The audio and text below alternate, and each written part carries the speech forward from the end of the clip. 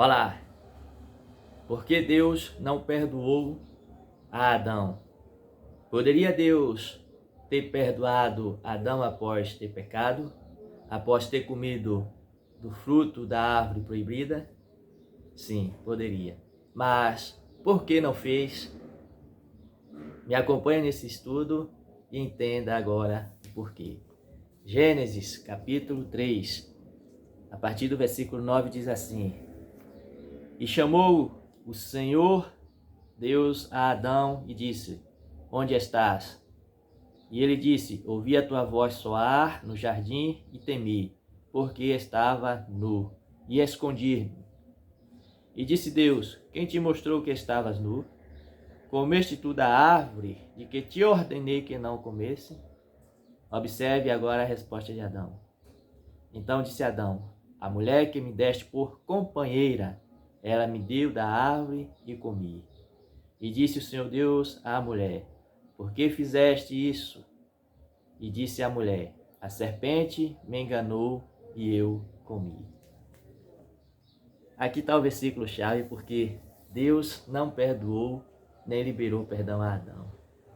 Ao ser questionado, Adão negou, não assumiu o seu ato de transgressão. Adão apontou para a mulher e disse: A mulher que tu me deste. Adão já com o coração endurecido pelo pecado, cheio do orgulho, prepotência, não arrependido, porque um coração arrependido ele tende a se prostrar buscando o perdão. E Adão estava com o coração endurecido, não reconhecendo o seu erro por já estar cheio de orgulho, cheio de si, cheio do ego. Aponta para a mulher e diz: A mulher que tu me deste por companheira, ela me deu e comi. Lançando indiretamente, primeiramente, a culpa de Deus. Ele quis dizer entre linhas: se tu não tivesse me dado esta mulher, nada disso teria ocorrido. A mulher que tu me deste, apontou para Deus em primeiro lugar. Em segundo, jogando a culpa para a mulher, a ação da mulher.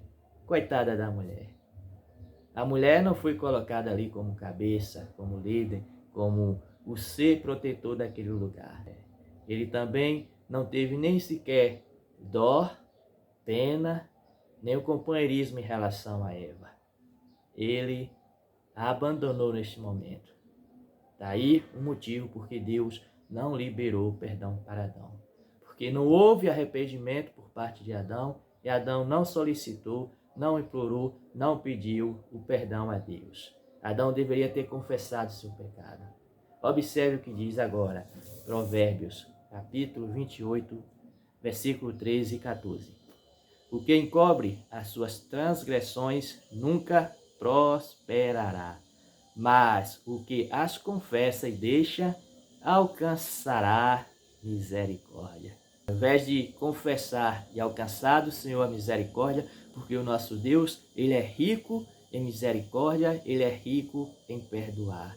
A um coração arrependido, Deus não rejeita.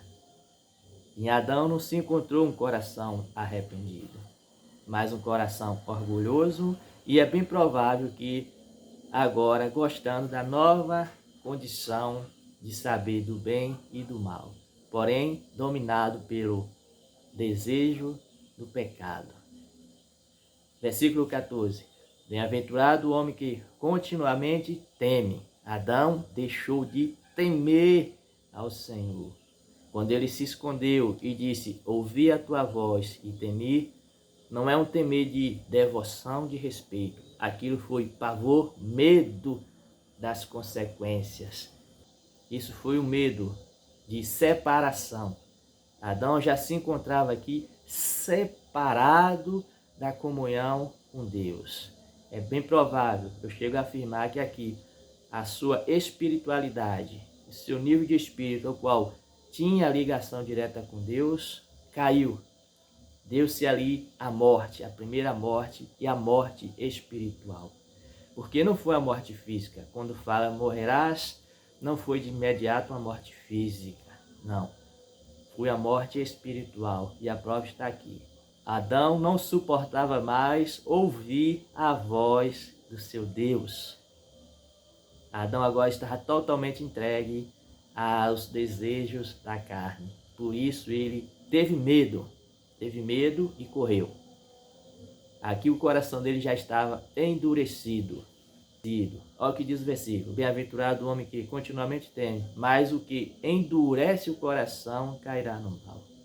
Adão endureceu o seu coração pelo pecado e se aprofundou nele, se aprofundou no mal. Você conhece a história do rei Davi, como ele adulterou com Betsaba, como ele planejou a morte de Urias, um homem pobre, humilde, que tinha como riqueza apenas aquela mulher. E Davi tomou aquela mulher dele, a engravidou.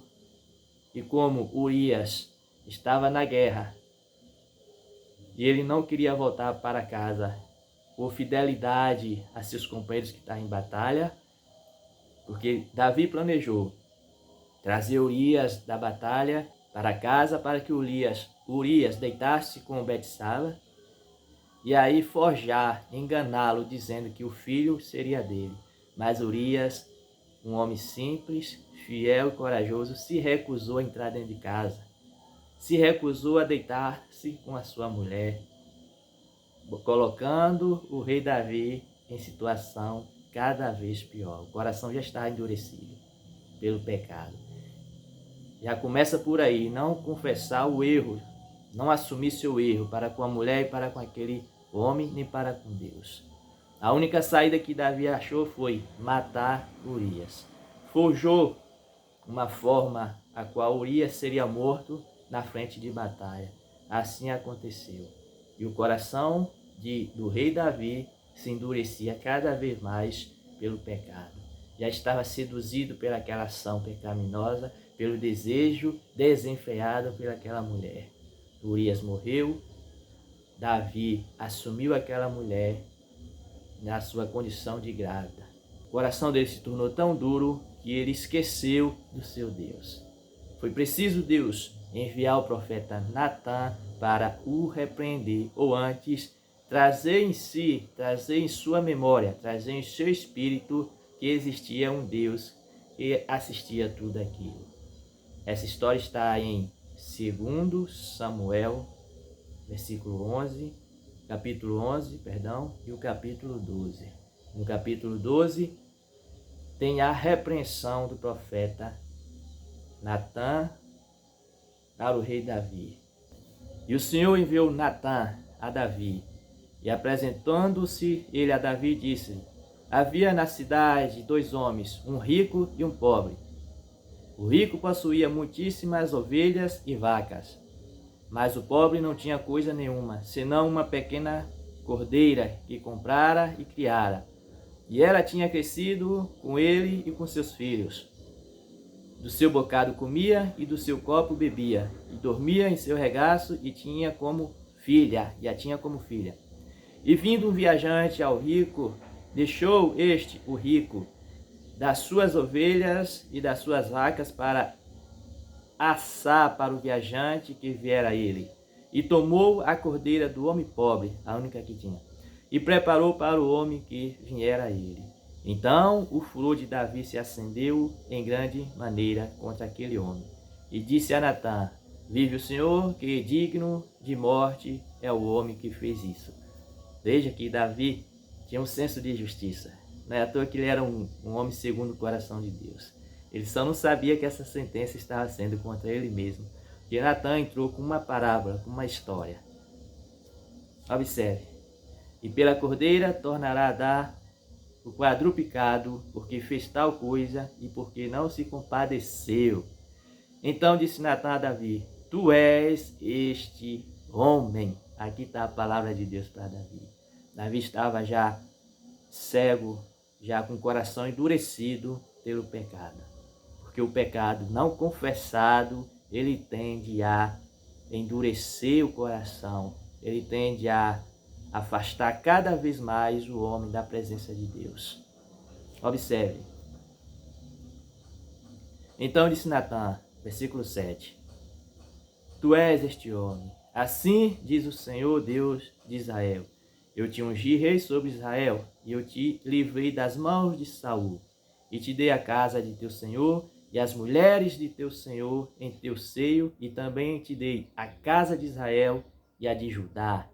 E se isto é pouco, mais te acrescentaria tais e tais. Porque, pois, desprezaste a palavra do Senhor, fazendo o mal diante de seus olhos. A Urias, o heteu, feriste a espada, e a sua mulher tomaste por tua mulher, e a ele mataste com a espada dos filhos de Amon. Agora, pois, não se apartará a espada jamais da tua casa, porquanto me desprezaste e tomaste a mulher de Urias, o heteu, para ser tua mulher.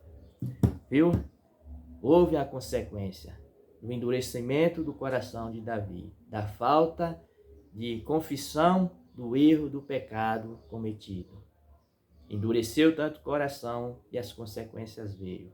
Agora, quando Davi foi advertido e outra vez foi iluminado pelo Espírito da palavra de Deus, ouça o que ele falou no Salmo 51. A forma, depois do coração endurecido, da pessoa voltar em si, é por uma obra sobrenatural de Deus. É por um mover do Espírito de Deus através de uma chamada, através do seu Espírito, através da sua palavra. Porque pelo homem em si, ele jamais voltará atrás dos seus erros, dos seus pecados. O pecado, ele seduz, o pecado, ele é bom, o pecado, ele envolve. E segundo, porque o pecado, o homem pecador, ele é orgulhoso. Ele dificilmente quer assumir seus erros, suas culpas. Isso fala em relação a Deus, isso fala em relação ao próximo. A nossa convivência diária com o próximo. Quando nós erramos, nós hesitamos em pedir perdão, em pedir desculpa. É a coisa mais difícil que existe para o ser humano, é isso. Reconhecer seu erro e se humilhar pedindo perdão, pedindo desculpa para aquele a quem ele ofendeu. Após Davi ter recobrado a sua consciência espiritual, ele escreve o Salmo 51 dizendo: Tem misericórdia de mim, ó Deus, segundo a tua benignidade. Apaga as minhas transgressões, segundo a multidão das tuas misericórdias. Aqui Davi começa agora a confessar o seu erro. Começa a declarar o seu pecado. O que Adão deveria ter feito é o que Davi agora está demonstrando a ação. Lava-me completamente da minha iniquidade e purifica-me do meu pecado. Olha a confissão aqui. Porque eu conheço as minhas transgressões e o meu pecado está sempre diante de mim. Aqui ele reconhece, ele dá nome aos pecados e mostra que a ação dele está continuamente diante dele. Era a visão direta que ele tinha de Batseba. Aquilo era uma visão que sempre, todos os dias, iriam lembrar a ele do seu feito, do seu pecado. Uma acusação natural diariamente. Contra ti somente pequei e fiz o que é mal à tua vista, para que sejas justificado quando falares e puro quando julgares. Embora Davi tenha pecado contra Urias, ele reconhece que ofendeu a Deus. Ele diz: contra ti pequei. Mas muitas vezes pecamos, erramos contra o nosso próximo. Precisamos também atentar para isso e recorrer ao próximo para buscar o perdão e a desculpa. Eis que em iniquidade fui formado, e em pecado me concebeu minha mãe.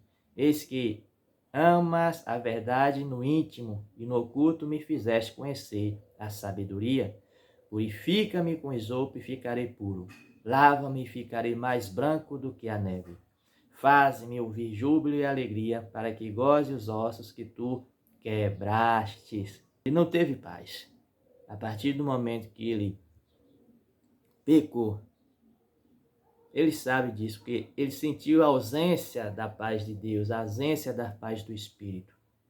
Porém, o sabor e o desejo daquele pecado, se tratando do pecado aqui, sexual, ao qual ele tinha cometido com Betseba, como ele estava loucamente seduzido e apaixonado por ela, isso foi bem mais forte do que almejar pela presença do Espírito.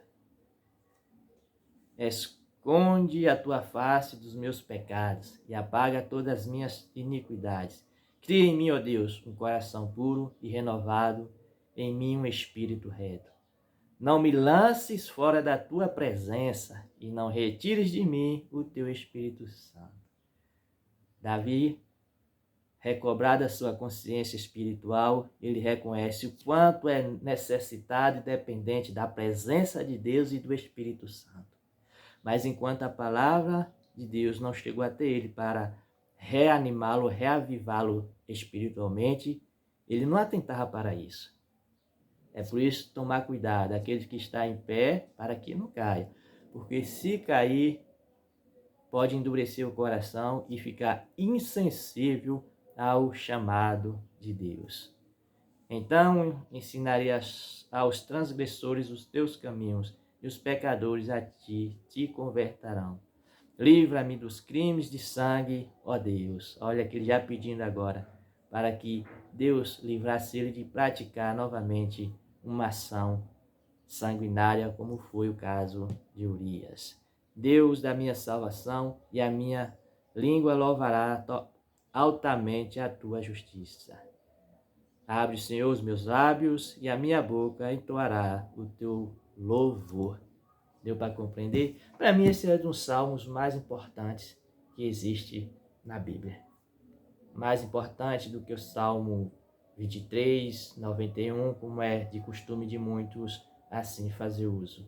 Porque aqui está o salmo da relação direta do homem para com Deus.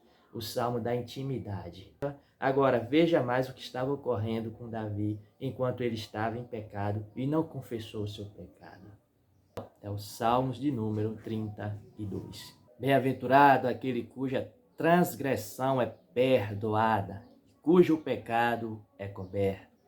Bem-aventurado ou feliz o homem a quem o Senhor não imputa maldade, e em cujo espírito não há engano. Observe o versículo 3. Quando eu guardei silêncio, envelheceram os meus ossos pelo meu bramido em todo o dia. Observou? Enquanto ele não confessou seu erro, seu pecado, sua transgressão, ele não teve paz. Tudo isso é consequência de um homem de Deus, uma mulher de Deus, quando está em transgressão. Ele não consegue levar uma vida normal, cotidiana. Parece que ele passa a ficar doente, enfermo, sem paz, perturbado, angustiado. Por mais que esteja ali, vivendo aquele momento prazeroso, isso ocorre. Porque de dia e de noite a tua mão pesava sobre mim. Ele sentia um peso da culpa. Aqui é o peso da culpa. Quando se peca, quando se transgride contra Deus ou quando erramos contra alguém, a culpa, ela nos acompanha, ela nos persegue, e isso é pesado, sim, muito pesado. O meu humor se tornou em sequidão e estio. Agora observe o 5. Confessei-te o meu pecado, e a minha maldade não o encobri. Dizia eu, confessarei ao Senhor as minhas transgressões, e tu perdoaste a minha maldade do meu pecado. Observou? Ele disse, reconheceu que a única fórmula mágica para solucionar aquela situação de vida era confessar o pecado, confessar o seu erro. E só assim ele encontraria saúde e paz, paz espiritual, paz na alma. Versículo 6. Por isso, todo aquele que é santo orará a ti. Há tempo de poder achar. Até no transbordar de muitas águas, estas não lhe chegarão. Viu? como a situação é séria, a falta de confissão, a falta de buscar de Deus o perdão. E observe, nós estamos continuamente pecando contra Deus. Embora o sacrifício de Cristo já tenha nos dado o livramento daquela cédula que nos condenava, segundo o pecado de Adão, todavia somos ainda seres errantes, que erramos todos os dias, que erramos ao levantar, ao deitar, em pensamentos, em ações, em palavras. A todo momento estamos transgredindo o amor e a benevolência de Deus. Por isso, estamos salvos, sim, em Cristo Jesus, mas erramos continuamente. Por isso, é necessário ainda, todos os dias, estarmos pedindo a Deus essa purificação dos nossos erros, para que venhamos e que Ele venha nos mostrar o caminho do acerto.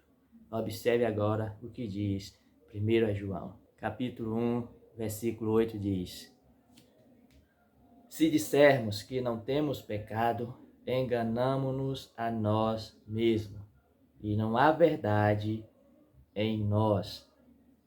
Um dos maiores erros e pecados que eu vejo hoje na igreja é a soberba de achar que são melhores do que todos. É o pecado de achar que já é o bom o suficiente, que não peca, que é santo.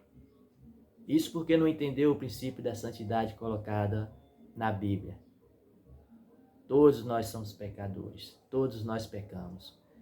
Isso quem diz é o apóstolo João, o homem que sabe que foi purificado, lavado, todavia ele reconhece que todos os dias ele transgride contra Deus, contra o próximo.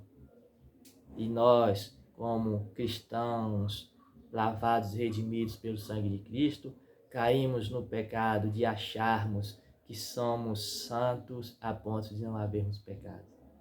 Embora reconhecemos isso pela boca, mas as nossas ações para com o próximo é diferente. Nossas ações queremos demonstrar que somos melhores do que eles.